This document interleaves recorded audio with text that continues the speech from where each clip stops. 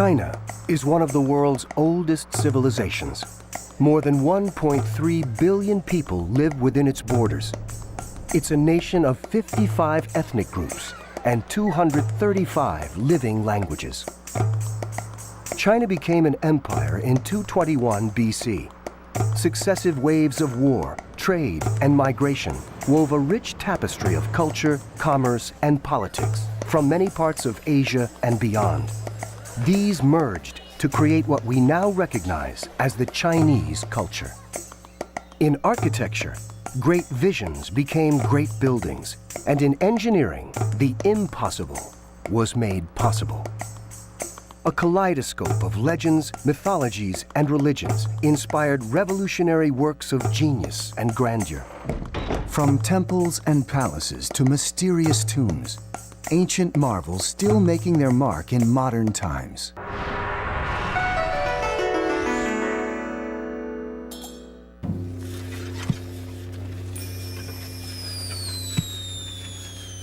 In 1974, Chinese farmers digging a well near the city of Xi'an in Shanxi province unearthed the first signs of one of the world's great finds.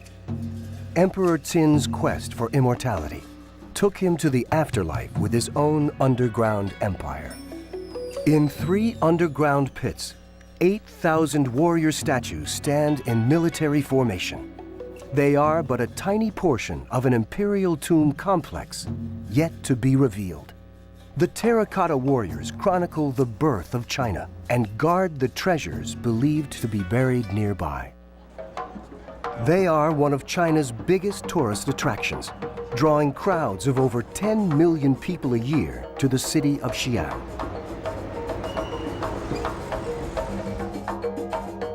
No 2 soldiers look alike. Each one of the 8,000 warriors is unique. This is because the terracotta warriors were all modeled after real people. They weren't made by using a standard mold. If a mold were used, it would have given all the statues the same look. They were mainly shaped by hand.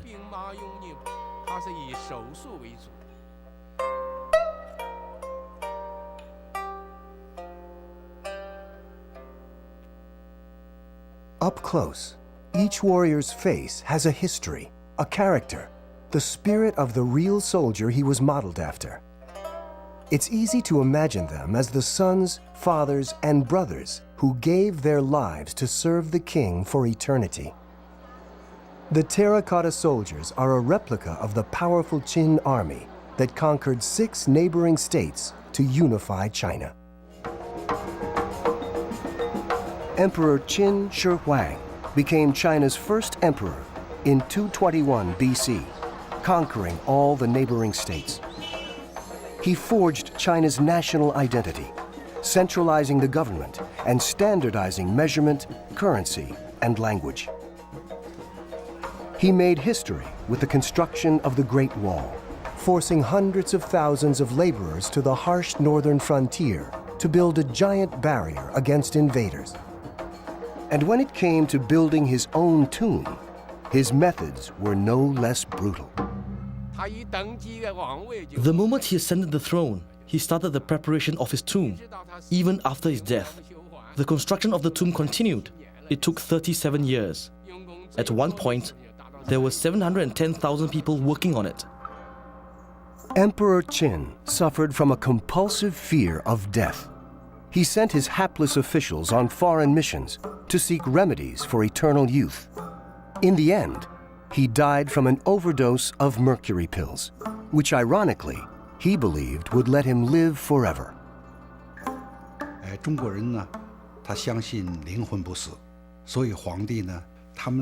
The Chinese believe in the immortality of the spirit and life after death. So emperors built their graves to resemble the palace they lived in when they were alive, except smaller in scale. But usually, the tomb was just a representation of the actual palace. Traditionally, the Chinese believe there's continuity between life and death. People can take physical things with them for their comfort in the spirit world. But Emperor Qin went much further than that, beyond anything the country had ever seen. building a tomb that covered 35 square miles, over 500 times bigger than any other tomb excavated in China. So far, nobody has been able to find the entrance to the main tomb where the emperor's body is believed to be buried. The ancient historian Sima Qian recorded that the tomb was guarded by crossbows, booby-trapped to launch deadly arrows at intruders. The crossbows protect what's believed to be one of the world's most magnificent collections of imperial riches. 司马迁记载了当时秦始皇的下面这个地宫。 In Sima Qian's book, it was recorded that Emperor Qin's underground tomb contained rivers and seas of mercury. People at that time had the concept that all land under heaven belonged to the emperor. It's said that the imperial tomb envisioned an entire replica of the universe. The ceiling was covered with constellations made of pearls and precious gems. On the floor, a model of China's landscape with the Great Wall snaking across it and rivers of mercury winding through the valleys. In the center, an elaborate coffin housing the emperor's corpse. All beneath a pyramid-shaped mound 180 feet tall.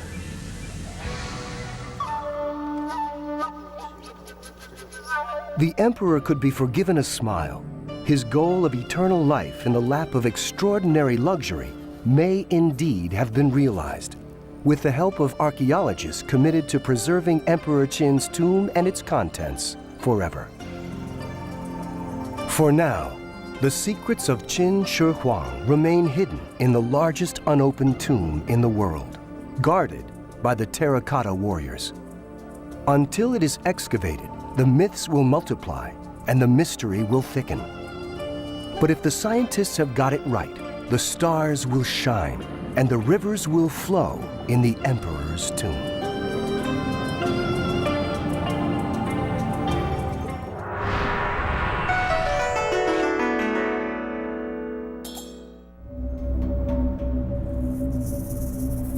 Perched midway up a precarious rock face, it seems to hang in midair. A sacred shrine that could, at any time, crash and tumble disastrously onto the rocky floor below.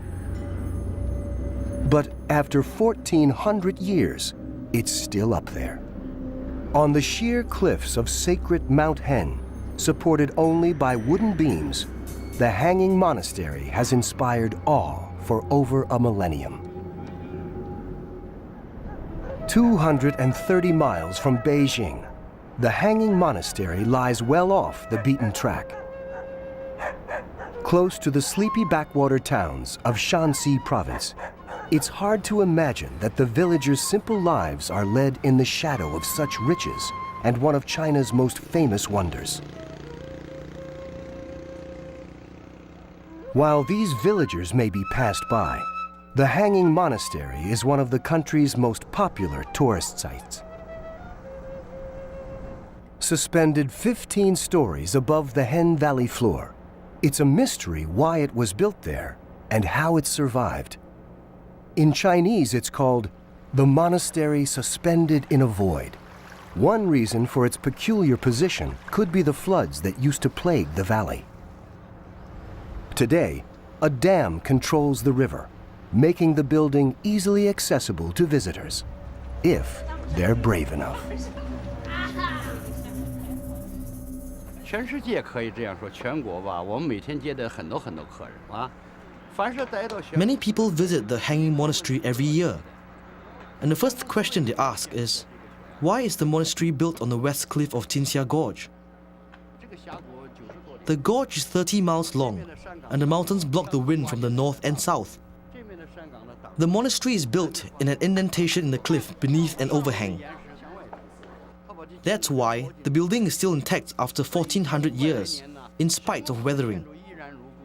Its surroundings reduce the destructive force of nature.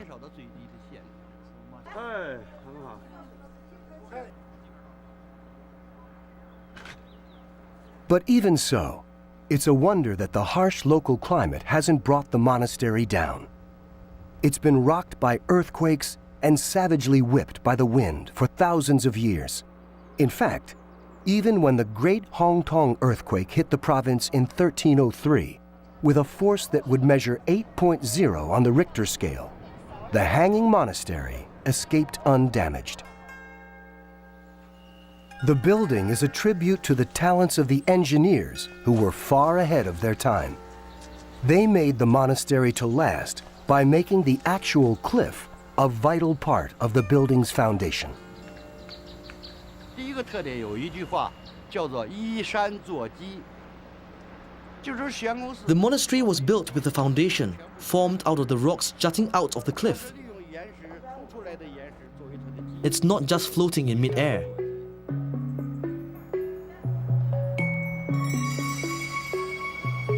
What the naked eye can't see from below is that the hanging monastery is actually built into the cliff face.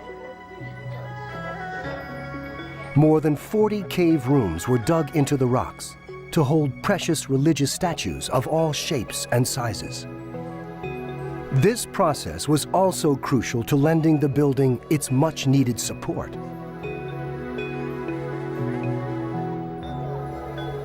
Glancing at the structure, it looks suspiciously like the beams get more than a little support from vertical wooden poles resting on tiny rock ledges. But it's easy to be misled.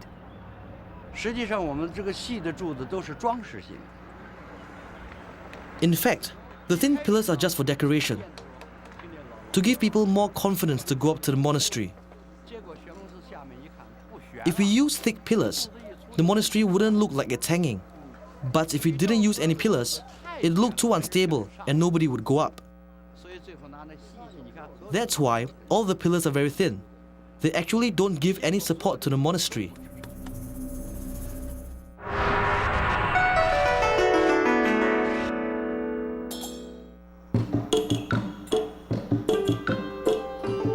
It took 2,000 years to complete, and it stretches over 4,000 miles. In a recent worldwide poll, it was voted one of the world's greatest treasures.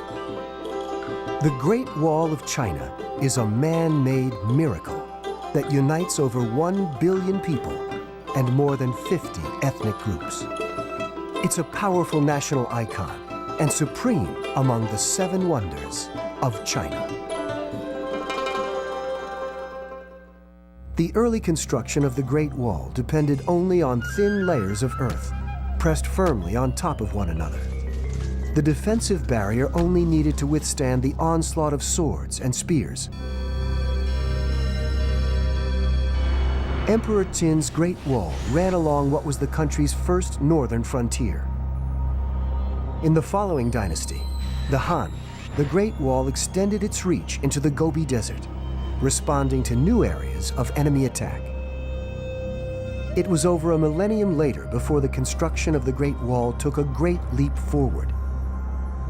The builders of the Ming Dynasty made a wall that was much bigger, grander, and stronger. They were desperate to repel a wave of Mongol attacks that were becoming ever more fierce and relentless. There was a major raid in this area in 1550. Several thousands of Mongols got inside the wall. That was a devastating raid, 60,000 Chinese killed, 40,000 taken prisoner, several 100,000 head of livestock lost. And the Chinese response to that raid, or part of the response, was to rebuild the wall of stone and mortar, a lot like the mortar that you see right here. The structure took shape over the years to incorporate passes, signal towers, and watchtowers, all designed to make the wall into an impenetrable defense barrier. The watchtower that we're seeing here was part of a large project to build towers from the ocean to an area west of Beijing, starting in around 1569. The main purpose of the towers is to provide shelter from Mongol bows and arrows. Watchtowers were the mainstay of China's defense strategy. Soldiers would keep a close watch from these lookout points and launch preemptive strikes.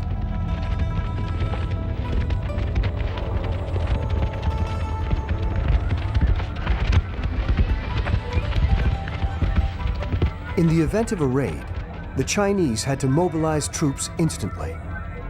They developed a signaling system that used the wall to communicate over vast distances in a matter of minutes.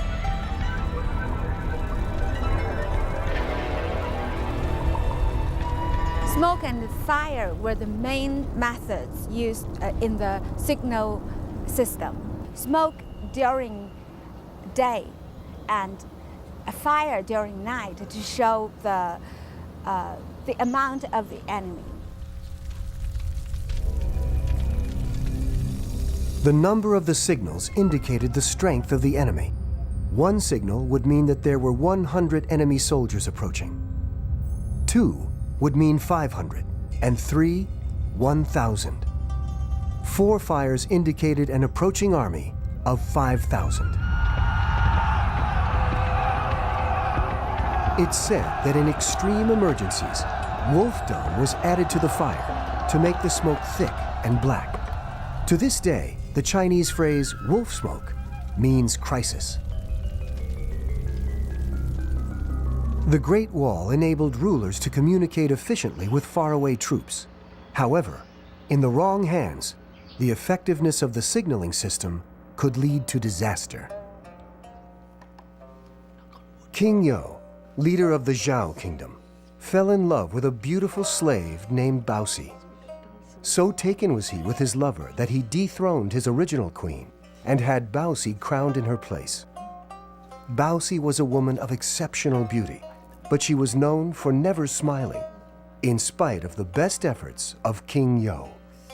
Queen Bao did not like smiling, so in order to make her smile, King Yu thought of all kinds of methods, but failed for many times. King Yo finally came up with a plan with the help of a cunning court official. The official suggested he play a practical joke on his commanders by lighting smoke signals and fooling them into believing they were under attack. And the shock on their faces when they rushed to the palace and found they'd been tricked would surely make the queen smile at last. When the princes arrived, they saw the king. They saw no enemy but the king and the smiling queen. The queen was smiling because maybe she never saw such a funny thing. And the king was happy. But the princes, you can imagine, they were very angry. The commanders had lost trust in their king they'd rushed to protect. Later, when an armed rebellion broke out and the palace was indeed under siege, the king ordered signal fires to be lit from towers all along the wall. But this time, none of his troops came to his rescue. The rebels stormed the palace, and King Yo and Queen Baosi were taken and killed. The Western Zhou ended. The Eastern Zhou started. So, the story of the beautiful lady and the smoke signal and the tyrant King Yu destroyed the smoke signal system. Every day, thousands of people see the wall for the first time. It draws people from every corner of the earth who can say they set foot on the Great Wall.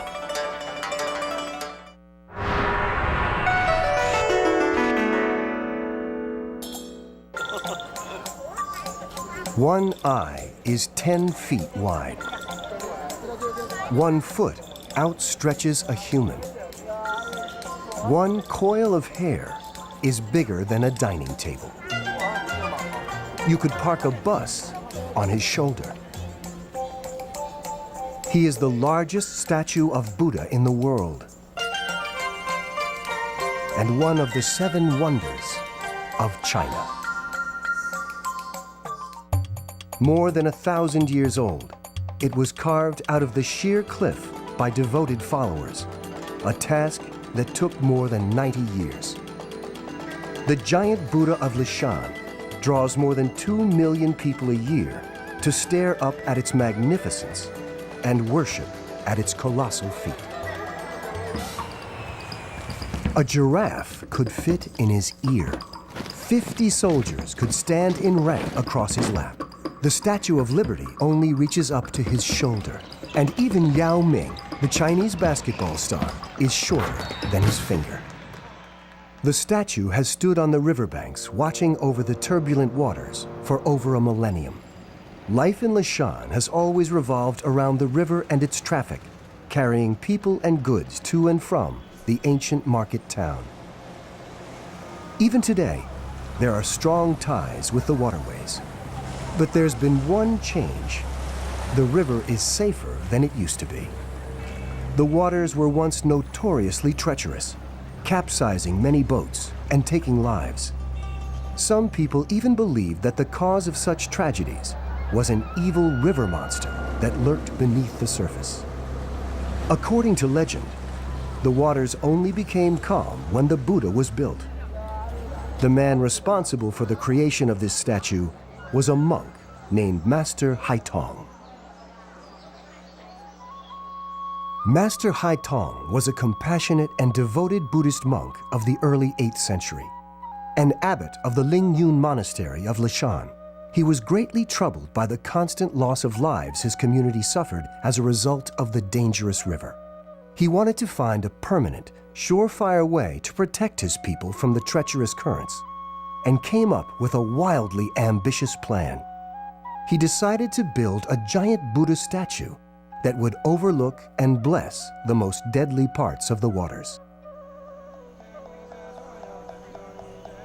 The visitors who come here and learn about his story are all deeply humbled and touched by his commitment to the project.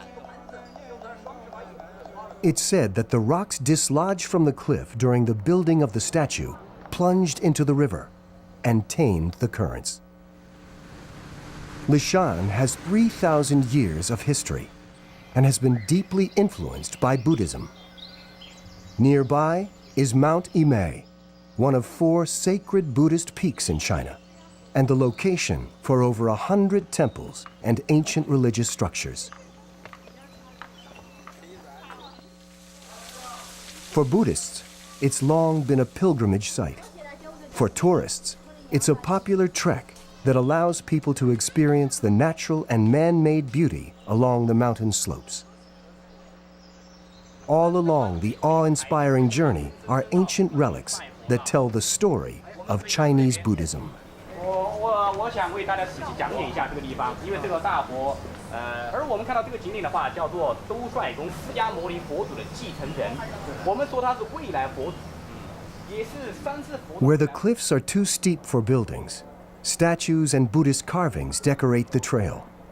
Figures dug into the rocks hundreds of years ago give a glimpse into the area's long history as a holy destination. Leading down a sacred cliff is a perilous ancient stairway carved into the rocks. Known as the 9-turn plank road, the stairs hug the steep rock face and take people on a winding route to the foot of the most impressive sight of all. And it's here that visitors get to do the one thing they come for: hugging the Buddha's leg. There's an old Chinese saying, to hug the Buddha's leg at the last minute, which describes people who only wait until a crisis looms to show their devotion.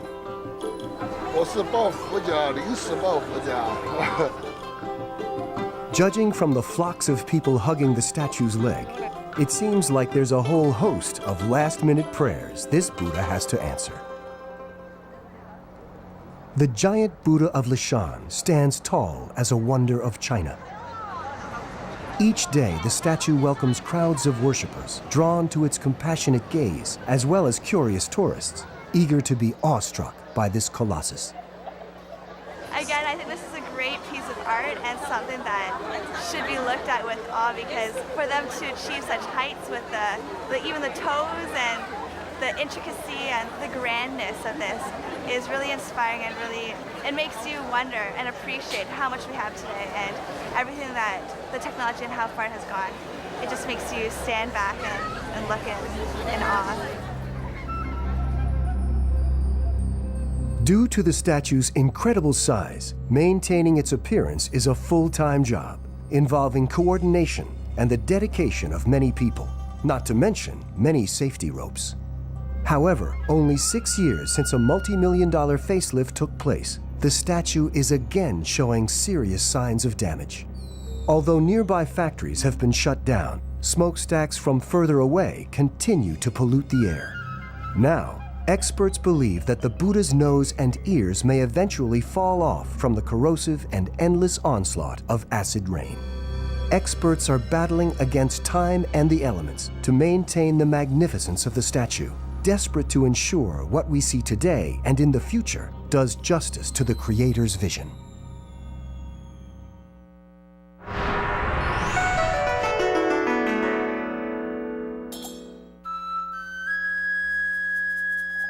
To the Chinese, Mount Wudang is the first mountain under heaven. Its slopes are adorned with spectacular palaces, temples, pavilions, and bridges.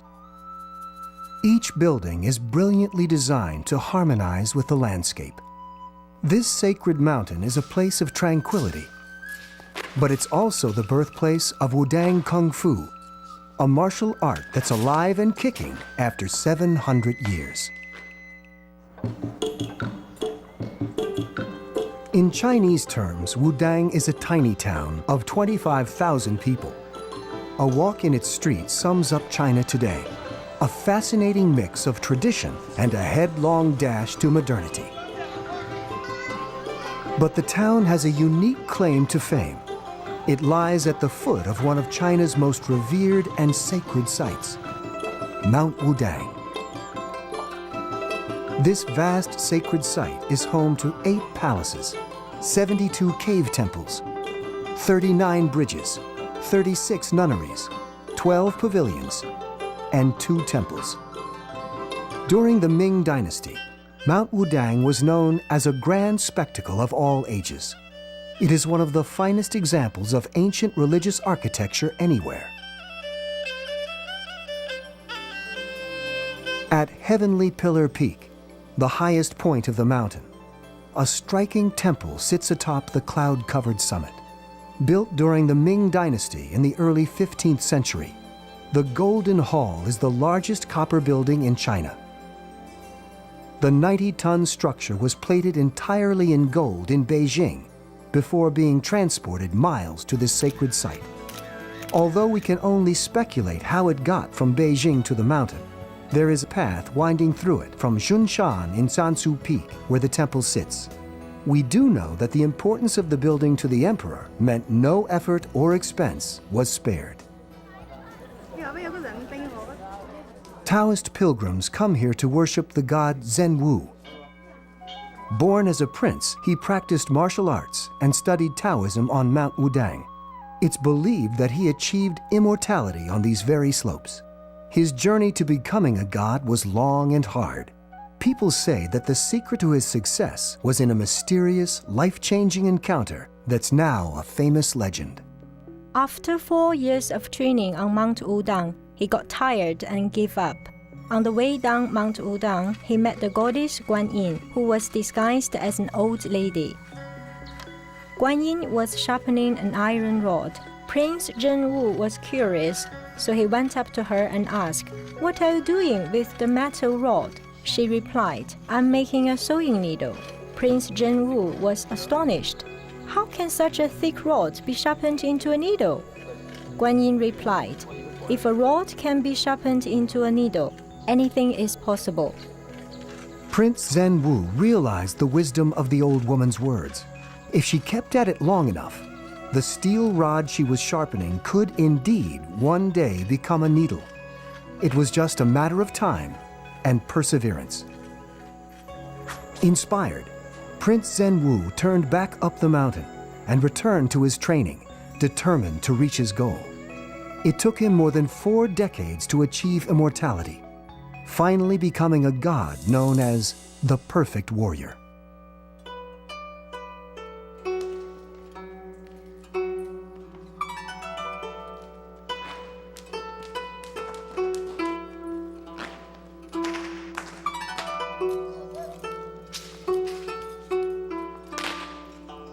Tai Chi was developed on the slopes of Mount Wudang, which also gave birth to Wudang Kung Fu, China's most popular form of martial arts.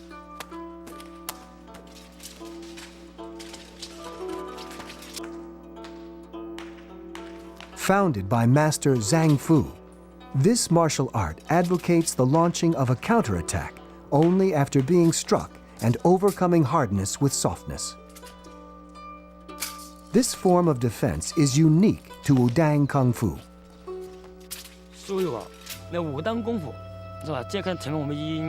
Wudang martial arts, simply put, is a form of Taoist culture, tradition, philosophy, expressed through a physical form known as wushu or martial arts. Wudang Wushu focuses on keeping the body healthy. Wudang martial arts place the utmost importance on health and healing. Wudang Kung Fu has its roots in Tai Chi and has the same aim: to keep the mind and body pure and healthy until death eventually makes the soul one with nature.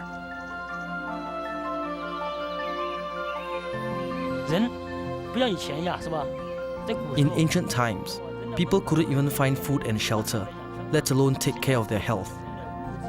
Now that the standard of living has improved, people are seeking spiritual well-being. They are looking for spiritual wealth. Through Wushu, we hope to bring inner peace to people. The Chinese landscape is changing at a bewildering pace. In the cities, familiar horizons seem to disappear in the blink of an eye and the swing of a crane. Harmony with nature doesn't come easily, which is why the enduring wonder of Mount Wudang is all the more remarkable. As people seek to escape and to find alternatives from the rat race, they are attracted more and more by the wonder of Wudang.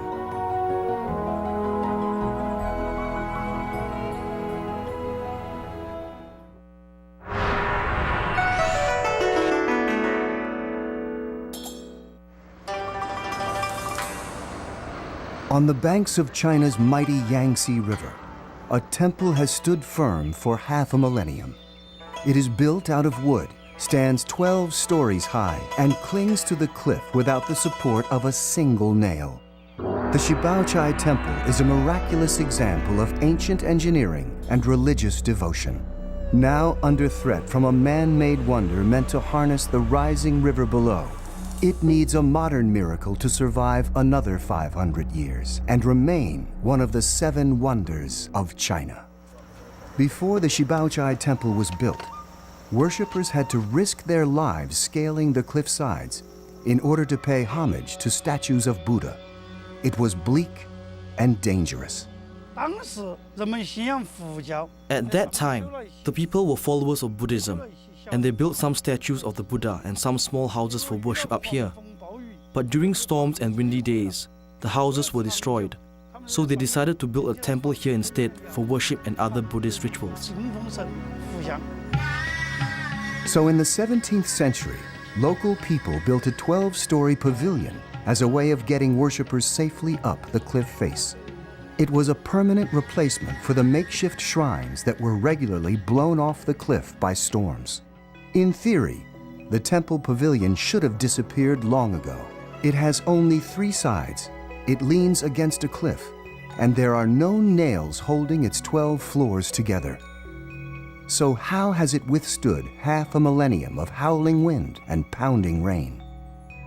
The secret lies in those unique windows, which are definitely not just for decoration. This building has already 500 to 600 years of history. Why hasn't it slanted or collapsed? The main reason is the windows, which allow the wind to be absorbed during stormy weather so that the building remains unaffected. If it had been built closed, there would have existed a pushing force, which would then shake the building. What makes the Shibaochai Temple's survival harder to explain is that it's made entirely of wood and stands firm, proud, and erect without the use of a single nail. The Shibaozhai Temple has outlived revolutions, survived corrosive weather, changes of government, and the ferocious power of an uncontrollable river. But now, this wonder of China is under threat from the Three Gorges Dam, the largest in the world. Once complete, there will be a dramatic and potentially devastating rise in the levels of the Yangtze. The rise of the general water level is mainly because it is required for hydroelectricity generation in the Three Gorges Dam. The water level has to be maintained at a certain level to satisfy the condition required for this output. Three Gorges is 8 times more powerful than the Hoover Dam. If Shibaozhai is not protected, there will be water coming in from the 4 sides, and it will be corroded by the water. The corrosion of water will make the base unstable, which will lead to the eventual collapse of the entire Shibaozhai temple. Engineers say relocating the wooden structure is impossible because it's embedded in the cliff by its unique construction. If it remains unprotected, the entire building, as well as the cliff it leans on, will come tumbling down. It's now a race against time to save the Shibaozhai Temple. But the Chinese government has a radical and ambitious solution. A 600-foot-high, 33-foot-thick concrete dike that will protect the temple in a specially designed dry well. When it's completed, the dike will surround the temple and the cliff while the river surges around the walls. The temple's base will be below the actual water level, but the entire building will remain miraculously dry. This solution is something of a man-made miracle, adding a new twist in the tale of the temple's survival over the past 500 years. The means of its protection may itself become a wonder of modern China.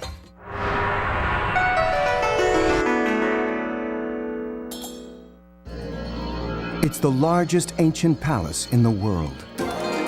It symbolized political power in China for 500 years and has been the subject of legend, myth, and Hollywood movies. It was the center of an empire, shrouded in mystery. Now its imposing gates have been opened to the world, and it's become one of the most visited tourist sites on Earth. The Forbidden City blankets over 7 million square feet of central Beijing next to Tiananmen Square. That's the size of 80 football fields. It's surrounded by a moat in a massive rectangle. In the early 1400s, Emperor Zhu Di moved the capital of China to Beijing to establish control over the whole country from its center. The heart of the new capital was the Forbidden City, which took over 1 million laborers and artisans 14 years to build. The Forbidden City is reputed to have a total of 9,999.5 rooms, as close as you can get to the Palace of the Gods, which is said to have 10,000 rooms. It was called the Forbidden City for good reason. Nowadays, the public can enter for about $10, but up until the 20th century, the price of unauthorized entry was much higher: execution by beheading. Even within the city walls, there were no-go areas according to rank and status. To walk in these areas without permission was to invite swift and severe punishment. By the end of the 18th century, the Forbidden City had a population of around 9,000 people, including civil servants, concubines, eunuchs, guards, and servants. Beyond the threshold of the gate and across the 5 marble bridges is the biggest courtyard of the Forbidden City.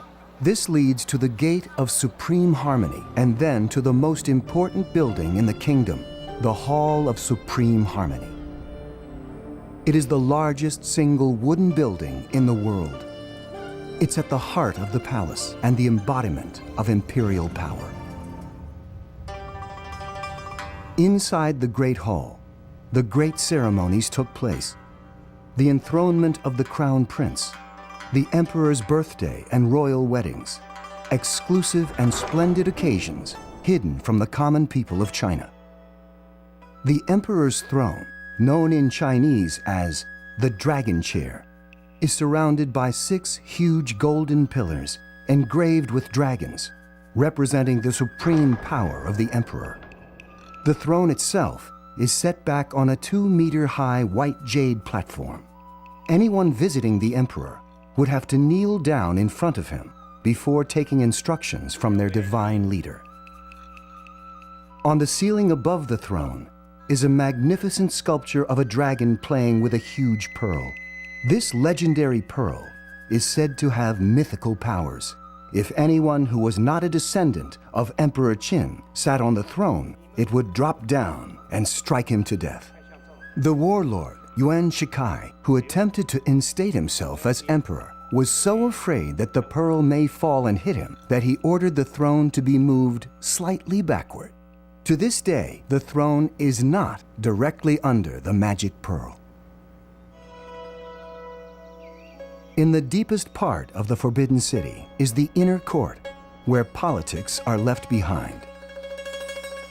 This is the area where the emperor, his concubines, and the empress played out their royal lives in splendor. The structure of the inner court mirrors that of the outer court, 3 central palaces in order of importance, flanked symmetrically by peripheral buildings.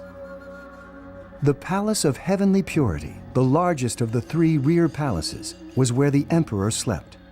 It was also used as a place for the emperor's body to lie in state after his death. Once the empresses and concubines entered the Forbidden City, they were never allowed to leave. Women were not allowed to enter the inner sanctum rooms, except for the empress on her wedding day.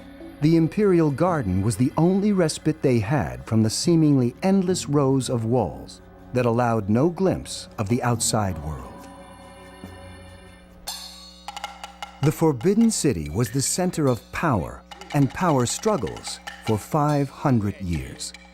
24 emperors spent their lives within these imposing walls until the fall of Imperial China in 1911.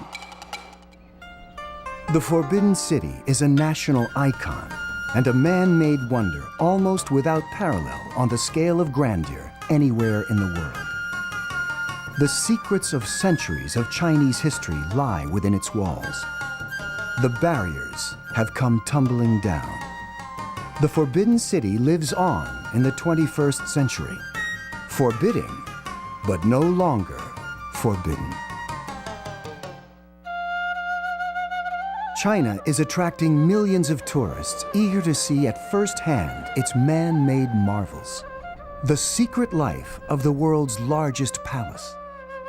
A place of prayer that hangs in midair. A mountain where a martial art seeks to save our sanity. The Great Wall, the greatest icon of any nation on earth. A wooden temple built without a single nail. An ancient statue that would tower over the Statue of Liberty. And an army of soldiers guarding the world's biggest unexplored tomb. These are the 7 wonders of China.